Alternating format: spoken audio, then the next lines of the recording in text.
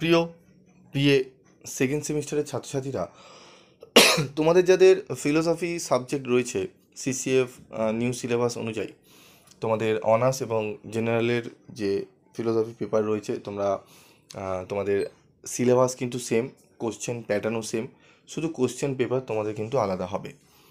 তো তার জন্য তোমাদের অনার্স এবং জেনারেলদের জন্য কি কি প্রশ্ন পড়তে হবে সেটি নিয়ে আলোচনা করব। তো প্রিভিয়াস ভিডিওতে আমি অলরেডি তোমাদের পার্ট ওয়ানে আমি তোমাদের 5 নম্বরের গুরুত্বপূর্ণ প্রশ্ন, যে প্রশ্নগুলো আসার মতো একদম গুটি কয়েক প্রশ্ন তোমাদের বেছে দিয়েছি। তোমাদের কিন্তু বহু প্রশ্ন আমি অনেক প্রশ্ন কিন্তু দিইনি, সেখানে অনেক কম প্রশ্ন তোমাদেরকে আমি দিয়েছি। তো আজকের এই ভিডিওতে আমি তোমাদের 15 নম্বরের প্রশ্ন, যেটি তোমাদের 3টি 15 নম্বরের প্রশ্ন আসবে, সেই 3টি 15 নম্বর প্রশ্ন নিয়ে আলোচনা করব, এবং 10 নম্বরের যে 2টি প্রশ্ন আসবে সেই 2টি প্রশ্ন নিয়ে আলোচনা করব। তো টোটাল তোমরা এখান থেকে 5টা প্রশ্ন কিন্তু তোমাদের করতে হবে, 15 নম্বরের 3টি, 10 নম্বরের 2টি। ঠিক আছে, খুব ভাইটাল জায়গা এখানে, কারণ এখানে তোমাদের 45 এবং 20 প্রায় 65 নম্বর কিন্তু এখানেই থাকছে। তো চলো দেখে নিই আমাদের কী কী প্রশ্ন পড়বো আমরা। যেহেতু সিলেবাস খুব বড়, অন্যান্য জায়গায় তোমরা 30টার ওপরেই কোশ্চেন পাবে, 25টা 20টা 30টা করে প্রশ্ন তোমরা বিভিন্ন বইতে পাবে, সাজেস্টিভ বই, কারণ সেগুলো স্পেসম্যান কপি আমার কাছে আছে, আমরা দেখে নিই।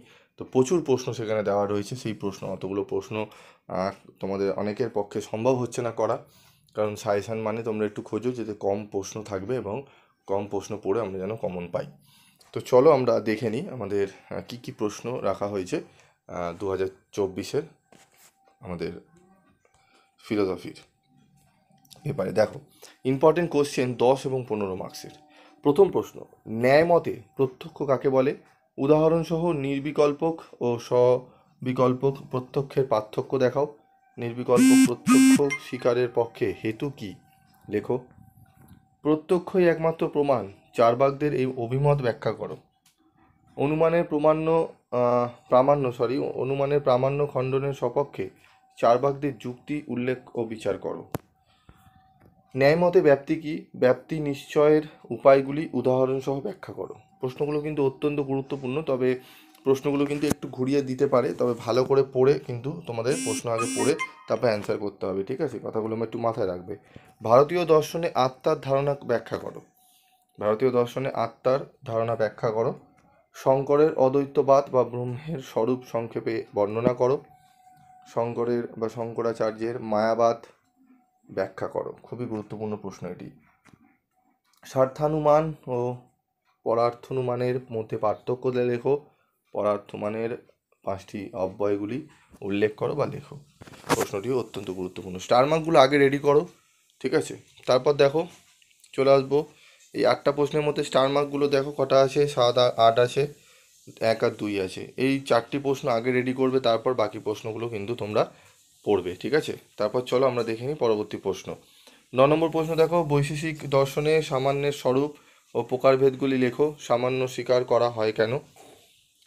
কিভাবে চার্বাকগণ অনুমানকে স্বতন্ত্র প্রমাণ রূপে খণ্ডন করেন? এই মত কি গ্রহণযোগ্য? উত্তরের সপক্ষে যুক্তি দাও, অথবা অনুমানের প্রামাণ্য খণ্ডনের সপক্ষে চার্বাকদের যুক্তি উল্লেখ ও বিচার করো। ঠিক আছে, তারপর দেখো, অভাব কি? এর প্রকারভেদগুলি লেখো। অভাব কি? এর প্রকারভেদগুলি লেখো। কোন সন্নিকর্ষ দ্বারা অভাবকে জানা যায়? ঠিক আছে, দেখো 11টি মাত্র প্রশ্ন দিয়েছি আমি তোমাদের। এই 11টি প্রশ্ন ভালো করে রেডি করে নাও। আশা করি তোমরা অনেকটা উপকৃত হবে, যেহেতু তোমাদের নিউ সিলেবাস, আরও 2-4টি প্রশ্ন তোমাদের পড়া ভালো। তো তোমাদের যদি 11টি প্রশ্ন পড়ার পর তোমাদের মনে হয়, ঠিক আছে, তো এই প্রশ্নগুলো ভালো করে করলে দেখবে 11টি প্রশ্ন রয়েছে, যদি এই 11টি প্রশ্ন তোমাদের ভালো করে করা হয়ে গিয়ে থাকে বা হয়ে যায়, তাহলে বলবে, আমি তোমাদের লাস্টের দিকে আরও 2টি প্রশ্ন আমি বলে দেবো, সেই 2টি প্রশ্ন উত্তর সহ আলোচনা আমি ভিডিওতে করে দেবো। সেই 2টি প্রশ্ন তোমরা ভালো করে একটু করে নেবে। তবে এই 11টি প্রশ্ন খুব ভালো করে রেডি করো, আমি অনেকটাই বেছে দিয়েছি। অন্য জায়গায় তুমি এই সাজেশন এখনও পর্যন্ত পাওনি, ঠিক আছে? কারণ আমি অনেক পরে ছাড়লাম, একদম শেষের দিকে এসে আমি ছাড়লাম। তাও তোমরা দেখবে এখনও কোনো জায়গায় তোমরা পাওনি, এবং যেই সব জায়গায় পেয়েছো সেখানে কিন্তু বহু প্রশ্ন, অনেক প্রশ্ন দেওয়া হয়েছে, এবং স্টাডি মেটেরিয়াল সংগ্রহ করলো, সেখানে তোমরা অনেক প্রশ্ন কিন্তু তোমরা পেয়েছো, ঠিক আছে? সাজেশন মানে সবসময় ভাববে যে কম প্রশ্ন পড়ে আমাদের বেশি সাজেশন কমন পাওয়া, ঠিক আছে?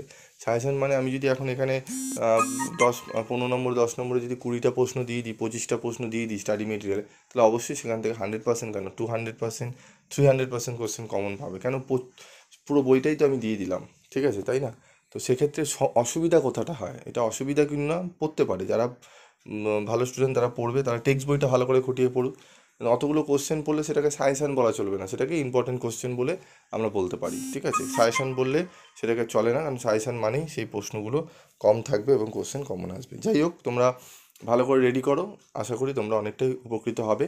এবং তোমাদের যদি ভিডিওটি ভালো লেগে থাকে অবশ্যই কমেন্ট বক্সে কমেন্ট করে জানাবে।